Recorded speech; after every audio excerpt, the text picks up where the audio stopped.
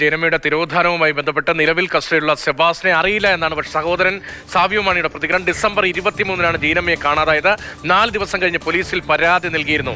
ഇന്ന് DNA ടെസ്റ്റിന് ഹാജരാകുമെന്നും Savio Mani Mathrubhumi ന്യൂസിനോട് പറഞ്ഞു. ഇന്ന് തന്നെ അസ്ഥികൂട അവശിഷ്ടങ്ങളുടെ പരിശോധനയും നടക്കുകയാണ്. ഈ കഴിഞ്ഞ വർഷം ഡിസംബറിലാണോ കാണാതാവുന്നത്? ഡിസംബറിലാണ്. ഡിസംബർ 23-ാം തീയതി. അന്ന് തന്നെ പരാതി കൊടുത്തു? അന്ന് കൊടുത്തില്ല, 28-ാം തീയതി പരാതി കൊടുക്കുന്നത്. പിന്നെ ഇത് നമ്മൾ അന്വേഷിച്ചുകൊണ്ടിരിക്കുമായിരുന്നു. ഇത്തരത്തിൽ നേരത്തെ ഇതിനു മുൻപ് ഈ ധ്യാനകേന്ദ്രങ്ങളൊക്കെ പോയി 2-3 ദിവസം കഴിഞ്ഞിട്ടൊക്കെയാണ് വന്നുകൊണ്ടിരുന്നത്. അങ്ങനെ ഒരുപാട് പോയി ധ്യാനകേന്ദ്രത്തിൽ പോയി കിടക്കത്തൊന്നുമില്ല. ധ്യാനകേന്ദ്രത്തിൽ ഒരു 2-3 ദിവസത്തെ ധ്യാനം കൂടിച്ചിട്ട് പോരും.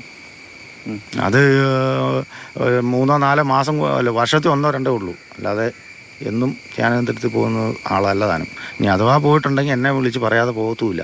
എന്നോട് എവിടെ പോയാലും എന്നെ വിളിച്ചറിയിച്ചിട്ടേ പോവുള്ളൂ.